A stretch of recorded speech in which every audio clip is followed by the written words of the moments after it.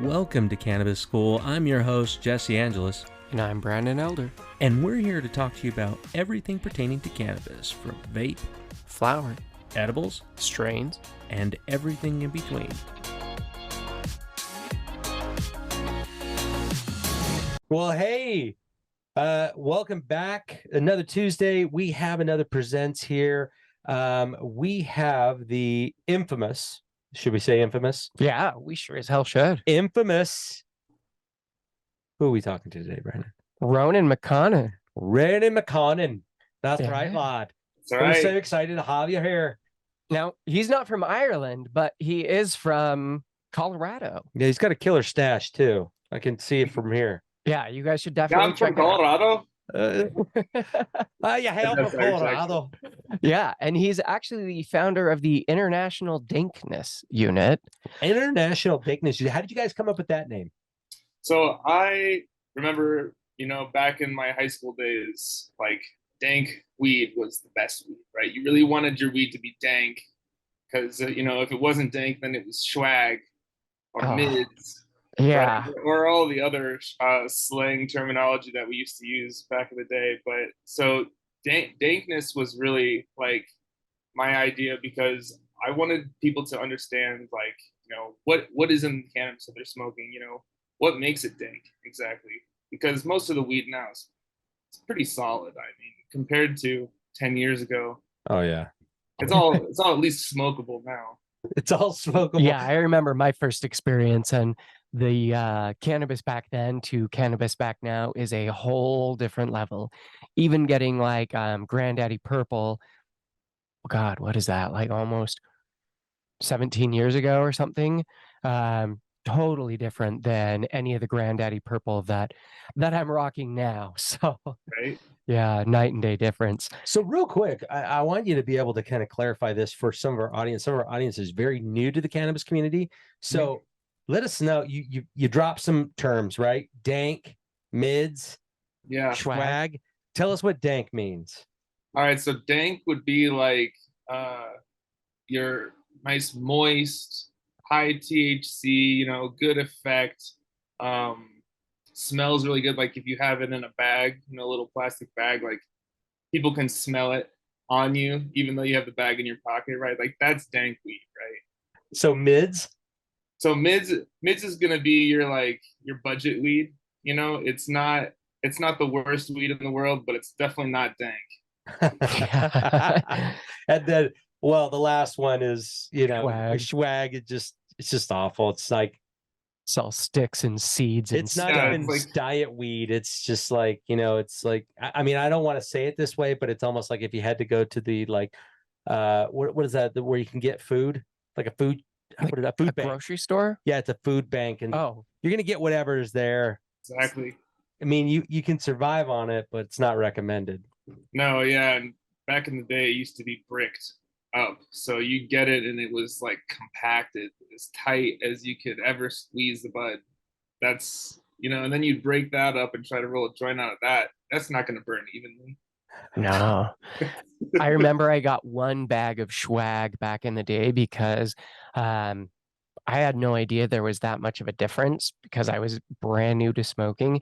And the guy was like, "Oh yeah, you can get this big old bag of swag for like $50." I'm like, "Holy shit, like that's a good deal." No, it's not. Save your money. It's a terrible deal. Don't do it. Yeah, I think I'd advise you to smoke oregano and parsley at that point. At least you're getting something good. Well, maybe you are. Either way. So on your website, though, I'm curious because when I go to it and it says the members and it says Ronan, you look a little more clean shaven than your photo on the website. Yeah, that's a photo of my dog Flo. She's my favorite dog. I only have one dog, but she's my favorite dog I've ever met. And I don't know. I could probably update it with a picture of my beautiful face, but like she's Did you say it's Flo? yeah, FLO, Flo. Like the lady from the insurance commercials? Yeah, exactly. Yeah, she's got Very that cool. energy for sure. That's super Always funny. wanting to help people. So tell us about the International Dankness Unit. What brought that into fruition? So a lot of things actually. So back in the day, we keep saying back in the day, back in the day, back in the day. I've had the opportunity to, kind of grow up. I grew up in Boulder, Colorado. Cannabis was kind of like a culture in Boulder, Colorado. A lot of people smoked weed. The stigma wasn't really there. There was the 420 celebration on CU campus where there was like 10,000 people, and it just looks like the whole field's on fire. So everybody's smoking weed all at the same time. Oh, that's And beautiful. it really had like a profound impact on me where I was like, like cannabis is not a dangerous drug. It's actually can be used as a medicine, can be used as a social lubricant, all the things that cannabis is good for. No one ever wants to tell you about. So I got into the cannabis industry in 2010. Had the opportunity to be a grower, so I got connected with the plant that way. I have a degree in physics and mathematics, so when I Whoa. had the opportunity to build out an extraction lab, I jumped on that right away because I was like, I can understand these cut sheets, I can do all this stuff, and I had the opportunity to have, Giddy Up, the inventor of live resin. If you don't know what live resin is, it's just a really high quality concentrate product. And Mhm. from there, I was contracted to build and design and train the employees of multiple grows and extraction facilities throughout the country. Um, During that time, I also worked a year at a testing lab, sampling the cannabis from different grows. Oh, it must have been hard. Yeah, right. So hard. It's like, get up to that day going, damn it, I got to go to work today. I think Yeah. the worst thing would be smoking the really shitty cannabis or testing those Yes, that ones. would be rough. Have you had those instances where you're just like, oh, mm-mm. Well, no, not usually, because everybody's always trying to show me their like best shit ever, right? So they, I don't know if I can curse. Sorry. Oh, They're Oh, trying to we show can me joke. their You're good. you're good We're place. good. No All worries. right, yeah, Just we'll keep you. we'll keep it PG-13, all that. And so they're always trying to show me their best stuff, but with all of that happening, I started to see a lot of like issues develop in the cannabis industry, like the biodiversity. There's so many different strains, and really growers were selecting only the ones that have the highest yield because business decision. You sell cannabis by weight. You want more weight, so therefore you grow strains that yield more weight.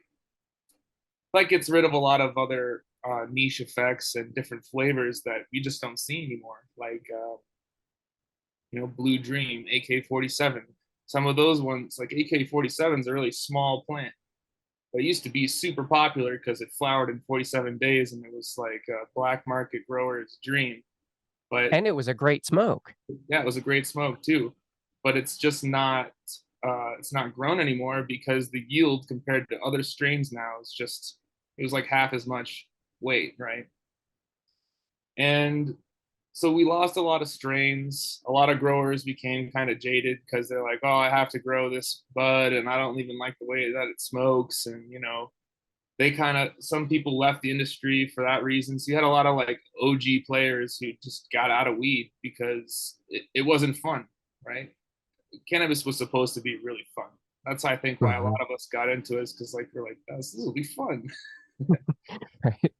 And then the THC craze kind of happened where people started going to the store and they started noticing like top shelf had higher THC, low shelf had low THC. And so the consumer was like, aha, THC is how I shop for cannabis. And that kind of got um, proliferated for years and years and years, to the point now where I hear time and time again from dispensary owners and bud tenders, they hate it when someone comes in and says, all right, just give me whatever is the highest THC. They don't even care. Yeah, that's horrible. Well, and I mean, but is it real? I mean, does it matter? Shouldn't I want the most THC out of every single plant? It depends on what you're trying to do, right? So if you're trying to make like a THC isolate, it's great to start with THC right off your plant. there is a chemical family tree, if you will. So like imagine in your mind your family tree, you know, it's got the picture of your grandparents, and then the little line goes to your parents, and then a little line goes to you.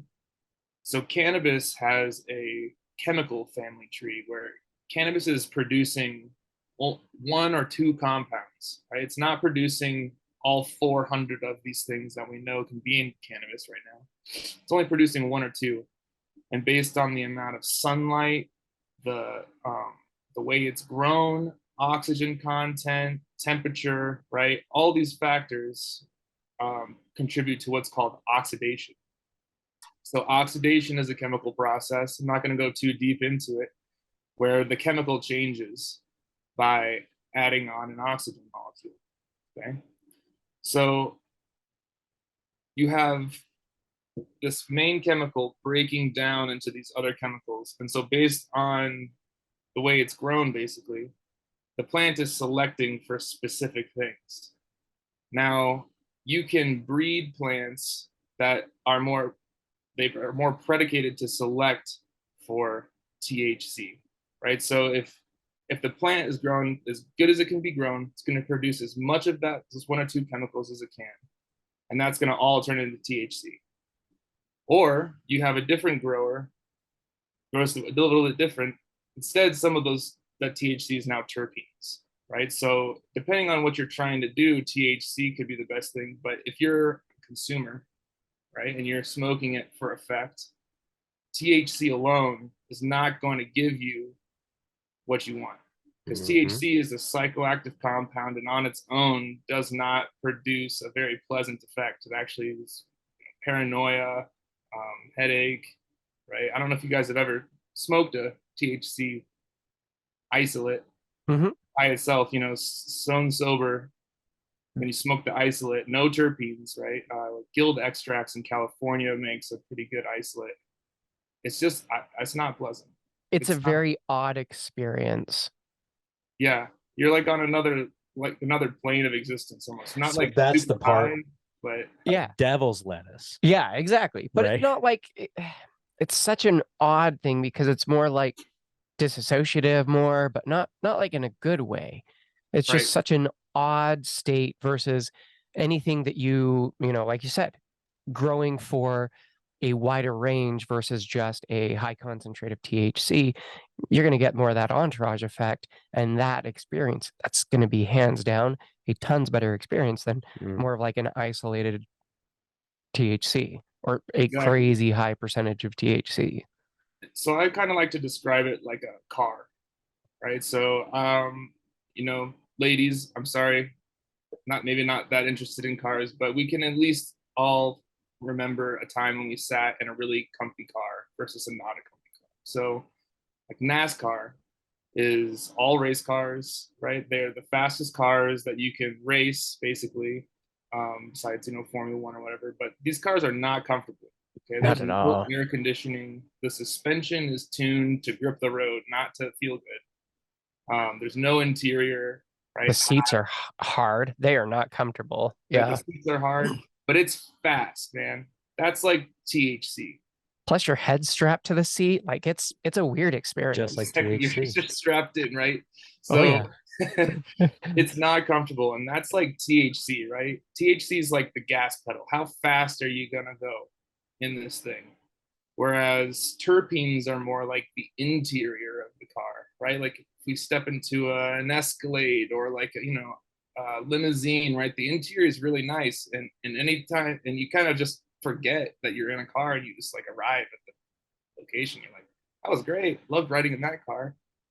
It's like terpenes, right? So we want to have a nice combination between, you know, gas pedal and interior, right? We got to get there eventually, but how we get there is really important. It's true. I finally got rid of my Subaru after a couple of years of having it, because the front seats just felt like cardboard, and sitting on that was miserable. But Plus it didn't even have the gas pedal behind it. It didn't have any of the THC. So it was missing all of the THC. It was just like mids. Straight up CBD. Straight up mids. This guy was like, hey, I'm selling you swag, but don't worry, the seats are shitty too. And I was like, oh shit, sign me up. I'll take two. So, now I have something with a lot more comfortable seats. So I get it. It's the whole experience. Right. So kind of back to my story a little bit. So, building these greenhouses, working with the CEOs, understanding and seeing their decision-making process.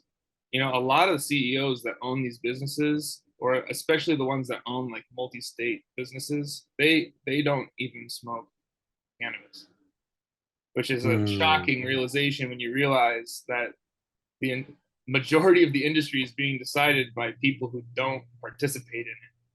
It's a disappointing one. Yeah.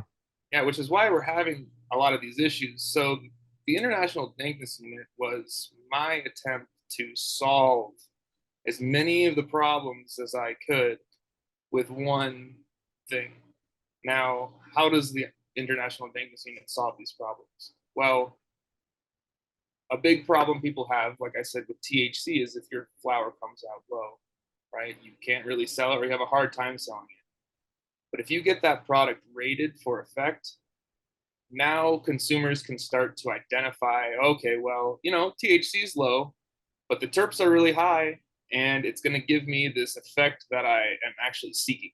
I am seeking, maybe creativity, right? I want to smoke this weed and I want to play my piano, and I can't do that if I fall asleep. So I'm looking for a specific effect, or maybe the THC is low and they're like, I'm trying to fall asleep. So you can actually find a product that you're looking for and choose it, even if it has low THC, because you are convinced, that you're making an educated decision. So now growers can grow plants that don't necessarily test at 30% every time. They can grow things that test at 22, but have an effect that's filling a niche, or filling an empty spot on the shelf. Yeah, fulfilling on that far superior quality that you're looking for. I mean, the way that you're describing with the car is the way I'm describing it if somebody's going shopping for food. I mean, if you're getting all of the, what's it, the Western Family brands, yeah, you're saving a little bit of money. Yeah, you're going to get everything you're going to get from the other one, but the taste is going to be off. And I see that where, when the terpene profiles are actually being talked about, and that's some of the reasons why we do what we do, is to be able to inform those consumers, not just going over there, give me the highest amount of THC. I don't care. Oh, is it on sale? Awesome. Like helping them to be able, because this isn't, I mean, we all here on this episode right now, we all treat it as medicine and as a way to be able to, unwind, escape, have more creative focus. I totally get that. It's such a versatile plant, so you need to have more. I see each strain as like a tool. Like, what am I trying to accomplish today? All right, I know I can use these, and I'm going to get my result. Yeah, and if you can really have it crafted by the experience, or understand, hey, I'm looking for this experience, it's a lot easier way to look at different strains and different grows that have been accomplished by growers. Really looking at that experience, and looking through your International Dankness Unit. You even go into the fact that the effects aren't for everyone. Everyone's endocannabinoid system is different, and even these similar effects, yeah, it's pretty niche, and you can get it down from a lot of data, but it's still only effective down to like 85% of users get this effect. So Right. there's always going to be some people who don't have the similar effect. It's like Right. 20% of people don't ever even fill edibles. Like they just won't. So And so for those people, if you are that person that's different, I would kind of say like the International Dankness Unit is going to be your first way of, I mean, unless you're already researching terpenes and you're really getting into the connoisseurism. Yeah, there you go. I don't know, however you want to say it. Connoisseurism? You're becoming a cannabis connoisseur already. Connoisseur. a connoisseur. That's awesome. This is really going to be your first way to identify, like, these are compounds I don't like. Stuff that shows up here in the IDU scale, like I can avoid that now. I know I don't like that, or I know that I do like that, right? Let's say you get lucky and you find that that IDU value that's really works for you. Now even though you're different, you can actually like operate in the world again. You don't have to be like, okay, well, he said indica, so now I'm just gonna reverse that information for me. No, you can just shop for shop for the value and know that you're gonna get the same consistent effect. Right. And you said something that Brandon and I had actually brought up here recently. We're so grateful for what we've been able to build for our community and help these individuals throughout. But one thing that we stumbled upon, and it is really difficult, was when we were talking to companies that are possibly potentially becoming sponsors of our show. You said something that the cannabis community doesn't really know a lot about, but even some of the growers don't consume cannabis themselves.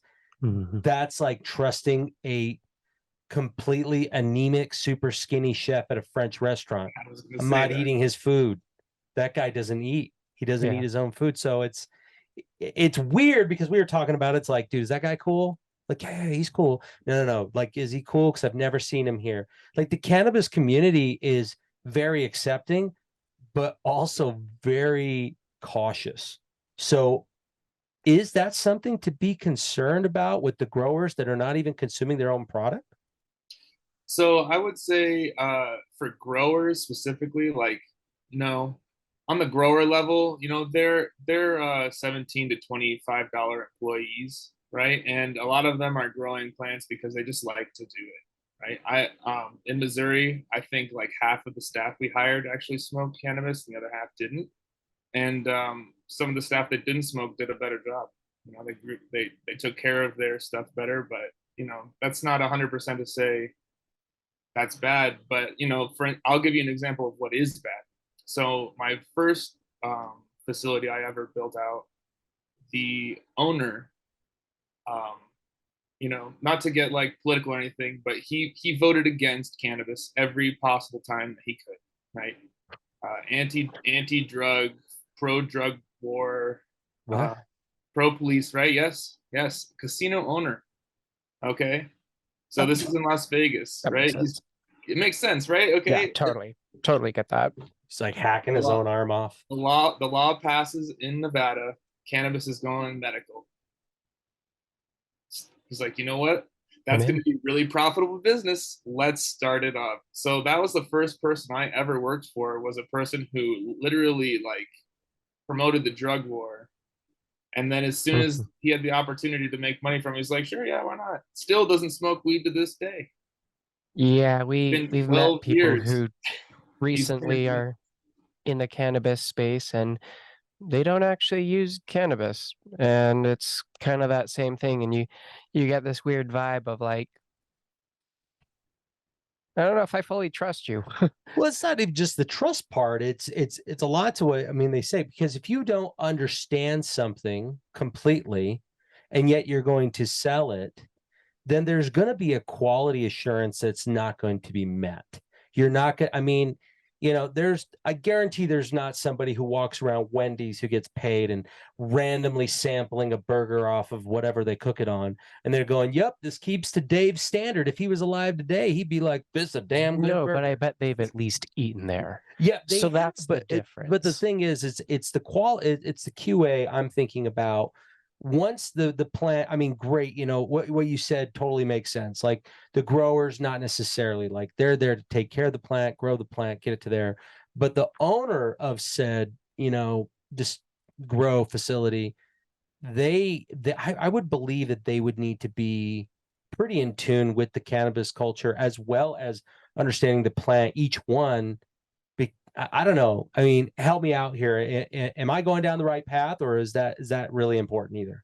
Absolutely. Well, I mean, and if you think about it, right, like, if you're a business owner and you don't smoke cannabis, you can't do a blind test taste and say, okay, well, that actually was super dank. Like, we should probably still keep growing that because it's so dank. The only metrics you can look at are, well, when we sell the stuff that's high in THC, it sells more. So growers grow more high THC stuff, right? And then I'll give you another example of the disposable vape cartridges. Oh, okay. So that's a sore spot for us. Here's how these even exist in the first place, right? I think I figured it out. You tell me if I'm off base here. All right. If you don't smoke cannabis, right, and you are like thinking, okay, what if I did smoke cannabis? How would I do that? Am I gonna go and buy a pipe and buy a lighter and then buy some weed and try to put it all together and then smoke it and then keep that pipe around? No, I'm probably just gonna have something I can smoke and throw away, right? And also, if you are, maybe you're gonna try it one time, right? Like, or a couple of times, or maybe once a month, right? You don't want to have to remember where your charger is for your battery or all this other stuff. You just want it all in one where you can just pick it up, you know it's gonna work, and then you're done, right? And so because of that mentality, that product exists.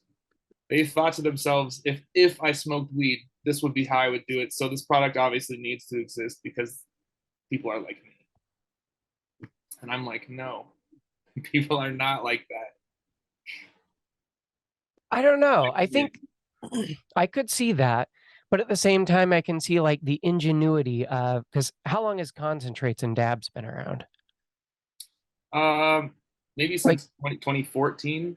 no. Old school dabs, like hash and like there's old ways Old to Oh, oil. old make, concentrates. Yeah, it was like yeah, the first a way they would long. concentrate it so that it would last longer, so that they could Mhm. take it across the Silk Road and use it as a currency.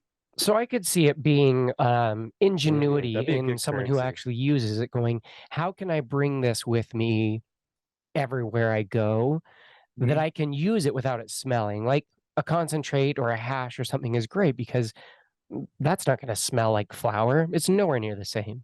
And you could truly carry that around. And if I can carry this little cart out and about, that's going to be so convenient. But for me to carry like a joint, like I can't smoke that around. I can't go out and smoke a joint like 90% of the places, but I Right. could step outside and puff on a pen.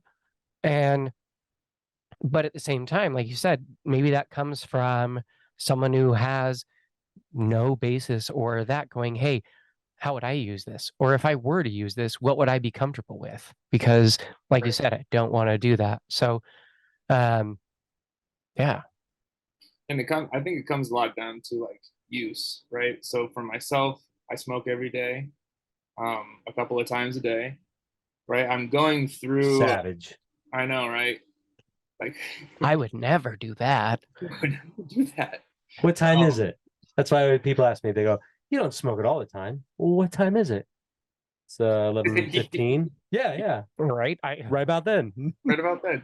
It's a hair So, past smoke 30. So, but if you're consuming, let's say $100 of cannabis a week, right? You have different preferences for how you're gonna be consuming that, right? Like, I don't know anybody who smokes 3 ounces a month through a pipe, right? That not person strictly a probably, pipe. No. yeah, that person's probably rolling some joints, Mm. using other, like maybe a Has bongs, bubblers, maybe even a vaporizer. exactly. Maybe There's they a turn lot it of into different ways edibles. that person's using it. But if Oh, you're yeah. only smoking one hit a week, right? Like maybe the disposable cartridge makes sense for you because you're just are the ones that have the battery attached. That's what I'm talking about. Yeah. Yeah, the all-in-ones. Yeah, it makes sense for you because you're like, well, I'm not going to remember where I put my battery charger for my pen if I only have to charge it once every 6 months. Right. I still think the best way to do it is flower. If you're going to Yeah. choose to start with cannabis anyway, yeah, maybe you don't want to get a lighter or maybe you don't want a pipe. But I met a guy the other day and he's been smoking for years, but all he uses is a tiny little one hitter. He Yes, doesn't that's what smoke you a should start lot. with. If you're first starting cannabis, I mean, I think a baddie or a one hitter, right, or a chillum, right? Those are all different words for the same thing. That should be how you start. Something where you can take just a small one hit and it doesn't keep burning, right? Because like I think it becomes easy to abuse cannabis once your tolerance starts to get too high, right? Like if you smoke weed every day, you know what I'm talking about. There's a tolerance. You got to smoke a little bit more, or you've got to, What? yeah. He's pointing over there, yeah. So What? it becomes something you have to manage, right? But if you have a chillum and you're just taking one hit, like as you're starting out, like you're gonna have a way better experience with how much weed you're smoking, Yeah. the effect that you're getting from it when you do smoke it, right? There's a lot of benefits to smoking less cannabis less frequently. But Oh yeah. being I would said, agree. I still smoke cannabis every day. Well, but if you think about like the flower, I mean, it's solely for those people who are just, shopping at like Whole Foods or, any of those places. Because honestly, when you have the plant, like we just recently had a friend over because he's never ever he's done edibles and carts and that's it. Like, that's stretching the limit for him. And we're like, flower's better. We brought him Yeah, over check here. it out. Yeah. He had like a couple hits off of a little bong and it was hilarious because he's like, I'm good. I'm good. When that guy could probably puff on cards, I would consider, disposable cards like the potato chips of the cannabis world. Because for Brandon and I mean, you get us a cart and we're grateful to have it in certain periods of time. Like maybe we're playing video games together or whatever, but we don't want to stop and go outside. Maybe we don't smoke in our house. Maybe we have to go smoke outside. Regardless, it's so easy to abuse these compared to flower. Like you smoke a good amount of flower, you're good for hours. And then if you're just like, hey, I'll just have a little bit. But if you have a pen, you're just like, Every 30 minutes. Yep. Because a pen or every reaches 10. this, we talk about it all the time. There's like this plateau level there's that a we feel ceiling. like with, ceiling that you reach with any type of pen and an extract. And so you reach that level and you're like, okay, I can puff, but I literally will maintain this level. Like I won't go above it because this extract just won't do it. If you do that with flower, no, you're going to be at the moon. You're going to be high as shit. You'll be gone. If you just keep smoking flower and keep smoking flower. Absolutely. That reminds me of that one episode with Joe Rogan where he has like the spray. You see like a THC spray. What? And he's over there. He goes, yeah, I don't know. It's like 2,000 milligrams in here. And he goes, and he's just like, Was that I'm going to be really high Joe here. Rogan or Joey Diaz? It was Joe Rogan and it was like an old one, but I always thought of those. I'm just like, people, it's really cool. Like what Brandon was talking about, the creativeness, the ingenuity that people are trying to be able to help cannabis become more mainstream, but they're just producing a lot of high quality potato chips. That's the way I feel. It's good enough, but it's still nowhere close to the flower. Well, unfortunately, I have to disagree with the Cool ingenuity part. I respectfully disagree because the ingenuity of carts was created by the tobacco industry, right? So this technology, which we are now filling with cannabis oil, was initially filled with nicotine. Oh, yep. And so we as the cannabis industry saw like, okay, well, I actually have seen very, very little technology in the cannabis industry that is like exclusive to us, where we're the only ones that do it. Even extraction, right? Extraction was taken from the plant stuff community for the longest time. Exactly. Yeah. So, people have known about hydrocarbons for a really long time. Basically, in my opinion, it just took a couple of smart chemistry guys who got really into smoking weed to say, well, I bet you we could probably do this with this, right? Takes a couple of nerds smoking weed, and now we've got extraction for cannabis, right? That's how I'm thankful for all the nerds smoking weed. I feel like we've had so much development from that. Like Steve Jobs, we've got like the iPad and shit. It's great. Right. So there's so we kind of got a little off topic, but there's a lot of different effects. The effects change on how much weed you smoke. And really what the IDU is tuned for is that person that's smoking at the end of the day, pretty much until they fall asleep, right? That level of tolerance, that level of consumption, or less, right? If you smoke less, everything's gonna get you like pretty ripped, right? You're just gonna be across the board pretty ripped, and then the indicas are just gonna put you to sleep, right? That's how you'll know. That's how you know you smoked an indica, because you wake up and your friends laugh. Yep. And you got marker all over your face, and you're like, what? You got a dick shot on your face. You're like, oh, God. So it's tuned for those people. It's tuned for them to be able to identify effects like pain relief, creativity, energy, or if you want something in the middle, more of a hybrid effect, right? Like you're trying to relax after work, but you still have to send emails or something. I don't know what you do for work, but cannabis, every type of cannabis has its place in your day, depending on who you are, what your needs are, and being able to identify that as accurately as possible, as many times as possible in a row, is just going to propel the cannabis industry forward to a place where it really needs to be.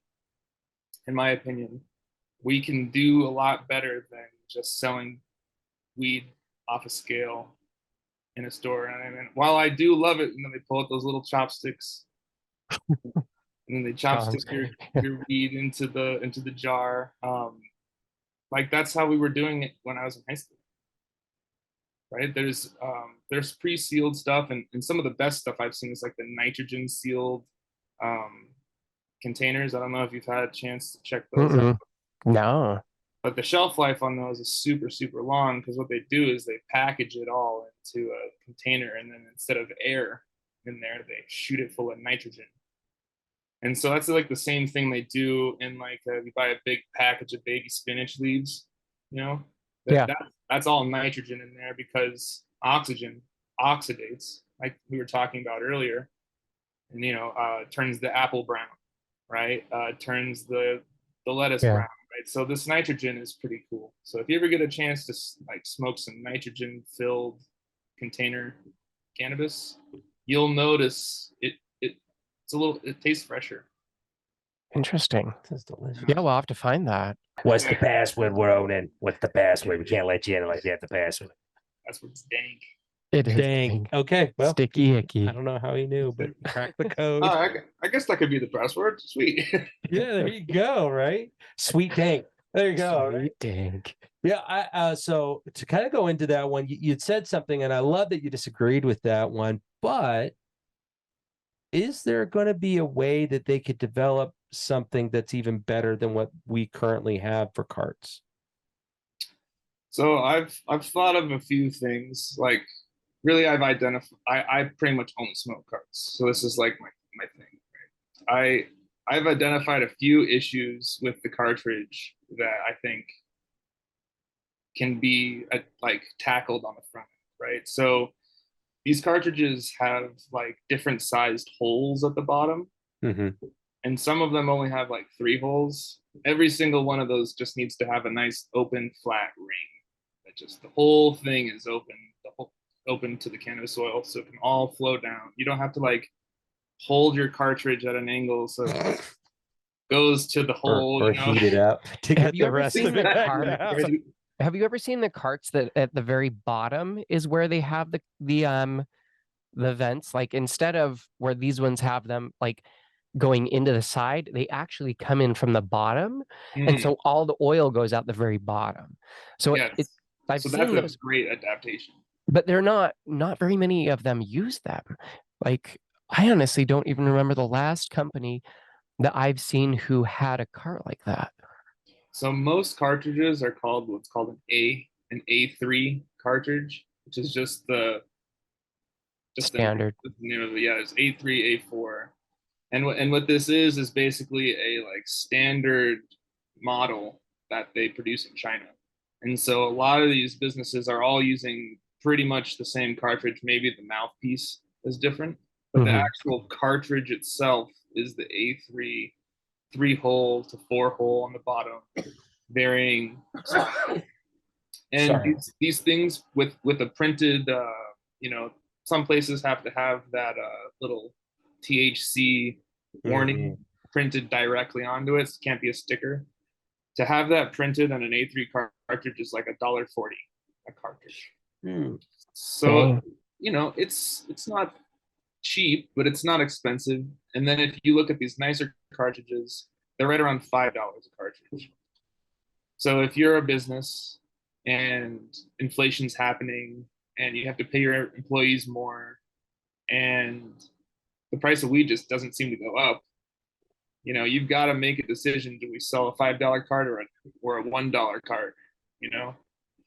So a lot of these issues are all business decisions, right? The things Yeah. we suffer with.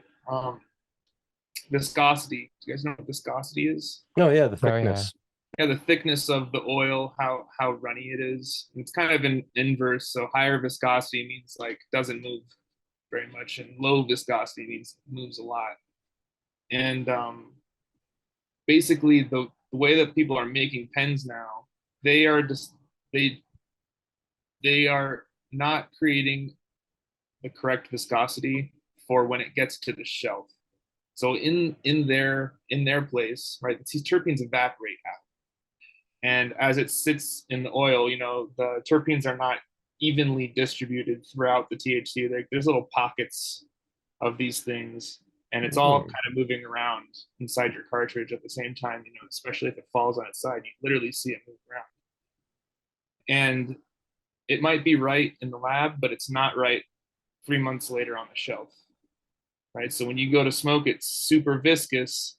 You take 2 hits and it doesn't fill your the bottom of your cartridge. You get that kind of burnt taste, and then that burnt taste stays there for the rest of the cartridge. It's very sad, especially when you buy rosin cartridges for like $6 a cart. Yeah. The first hit, oh, it's heaven. Second hit, not as good. And then if you pass it to your friend and they hit it, you're gonna ruin your cartridge Because it's going to be hot. yeah, it's gonna be burn hot. up. The oil is so viscous that it literally can't fill the wick in time, and then you burn your wick inside of there. So the viscosity of the oil is really important. And I thought like maybe if you had like a little spinning wheel, like an angled wheel, so it kind of is always forcing the oil to the bottom when you hit it, kind of like spins around, that'd be cool. But how much would that cartridge cost? Yeah. And how thin would your oil actually have to be able to be spun with something that is just, whether it's battery powered or even just air powered from the suction, like how thin would that oil have to be to really move that? Right. And then again, if you add Quality of diluting it. Yeah. if you add more terpenes, yeah, you're adding flavor, but then you go ahead and you look at that label and it says a lower THC, making it harder to sell. So it's like all of these things, we have to get to a new dichotomy as the cannabis industry where like we can trust the things that are being told to us by the bud tender. Like that'd be great. Yeah. Well, if they know, I mean, Yeah, if there they are even know. there they are can't know. those. We salute them, right? But there's other ones going. So these are on sale. These taste good. This got me pretty fucked up. You're like, okay, Sweet. I cool. guess I'll take a Thanks. gram of the fucked up. Yeah, exactly, right. It's And which one made your nipples hard? I'll take yeah, 2 of that. yeah, I'll take 2 of that one. Which one made you shit your pants? All right, let's stay away from that one. All right, I'll get that from my buddy. Bro, this is awesome. You But guys yeah, smooth this. exactly. Like when you're talking about, I mean, it is education across the board. It's education, and then, I mean, dare I say, having actual pride in the product that you not only produce, you grow, you extract, you produce, but that you sell. Yeah. And in that way, it helps out with the consumer, because I get that, there are people who go to a liquor store saying, give me Canadian Host, make sure it's a gallon, as long as it's under $8, I'll take it. It's like, cool, best to you. But at the same time, I would consider most cannabis consumers these days are actually looking for that full experience that they keep hearing about, as opposed to, I got to go to sleep, or I was incredibly anxious. Exactly. And we gotta, like, education is really important, but you can't teach them anything unless you make them think first, right? And the IDU is designed to make people think there is more to cannabis. Like, this rating system exists and it's based on test results. So oh, there's test results for the first place. Oh shit. Where do you guys or what data does that come from, the IDU? So every batch of cannabis has to be tested by the state in order for it to be sold. Mm-hmm. Right now, cannabis is just tested for what's called the top 8 cannabinoids, which is like THC, CBD, CBG. There's a lot of different CBs. CBN. Yeah, there's a Exactly. bunch. Yeah. And so there's primarily 8 of those. There's more, but we are only testing for the top 8 of those right now. And then for like pesticides, and then in some states microbials, right? Not every state has a microbial testing requirement, which is nuts. I was at some farmers market last week here, and there's a hemp company, CBD company here that was selling products, and just went up to him, started talking to him. Of course, I don't say anything about what I know, and just start asking about like where their grow comes from, like kind of stuff like that. And I was like, oh, cool, you have a COA on it. So I pull out my phone, I take the QR, I open the website. It's not a COA. It literally just shows the cannabinoid testing of like, hey, this has this much of CBD, this much of THC, and this much of this. And I'm like, and the guy's like, oh, cool, give me your info. You can get in this raffle. And I'm like, I don't want your stuff. I'm not going to take that crap. Like, no. Here's the Hard top pass. cannabinoids that we have in it, and then here's the canola oil Right. that we put in there. Like, they didn't have any of their like heavy metals, pesticide testing, like any of that. And I'm like, no, hard pass. So with those, you can pretty much assume like they're all passing, right? The pesticides and the heavy metals and all that stuff. But like the terpenes are not a required test in any state right now. So it turns out that the terpenes are one of the determining factors in what the effect is going to be when you smoke it. Oh, So it was just oil. It's not even, it was just CBD oil that it was in. Okay. Yeah. So that was I see, at the farmer's market. Right. Yeah. Of course. Yeah. So no, if they're didn't selling have weed any at a farmer's testing market. on that, then yeah, you probably are right not to trust it. But like if you're buying it from a dispensary, that's why I was confused. Yeah. No, a dispensary, they should already have like state level approved testing, all of this other Correct. stuff that it's gone out to. If it's on the shelves at a dispensary, it should be. But that's interesting if you think about it. I mean, why wouldn't you be testing for the terpenes? Because the desired effect is to have a mind-altering experience. Like you said. Yeah. It's the people who are pushing the high THC. Going, hey, this is the value. $350 for your compliance testing, or you can pay surprisingly $420 for your compliance testing and get the terpene test included, right? A lot of always people do 420. Always do 420, but a lot of people are saying, you know, let's pay $350. It's not required by the state. We can sell it just the same. Nobody else is marketing using terpenes or effects, and we don't have to, right? That's the main thing that I hear from people who don't think they need the IDU is I'm already good. For those that are listening or watching, if you are a part of that three amigos, right? From grow, dispensary, 4 of them, right? When we've got laboratories as well and distribution, you guys really need to be able to get in touch with the dank community here. One of the most important questions that we always ask is, what is your favorite strain? Oh, good question. So I think my favorite strain is going to be Jack Herrera. I hear that. Sativa guy. All right.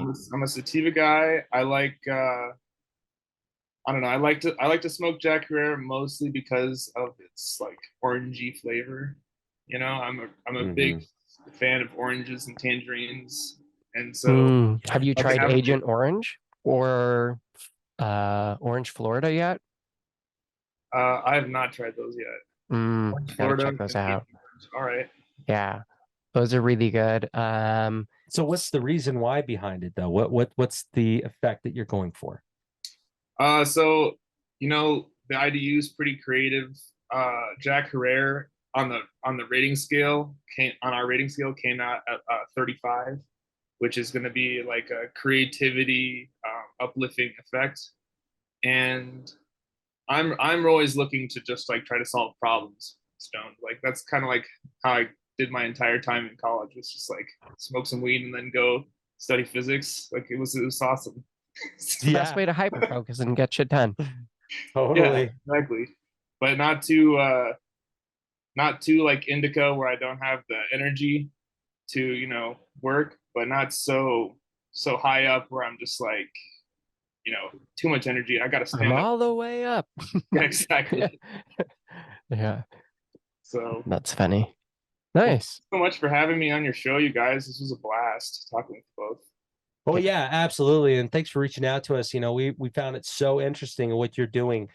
We had to bring you on. This was super cool because we're always concerned about the consumer, making sure that they're getting the highest quality cannabis product. Because to be And the best honest, experience. yeah, it's the best experience, which means they're going to keep coming back from there. And we're able to help break down these barriers of it's an evil plant. It is the best plant, and it should be used for, I would say, the majority of things that we live with in our lives. Yeah, like every day. I 3, couldn't 4 agree times a more. day. And if you guys want to learn more, if their listeners want to learn more about the International Dankness Unit, you can go to www.internationaldanknessunit.com and just kind of play around on there. And if you are, in fact, someone who wants to sell the IDU for us, we have a freelancer program where you can sign up with us and make a little bit of mailbox money every month. Nice. And if there's businesses, companies who are interested in the IDU, how do they get in contact with you? Same place. Say what? This is the same place. Yeah, same place. My phone number and email are both in there. And Okay. And we'll throw them in the show notes. Yeah. So please do. So everybody will have them and the links and everything like that. This is they'll all be down awesome, below. brother. Thank you so much for being on the show today. Thank you so much for having me.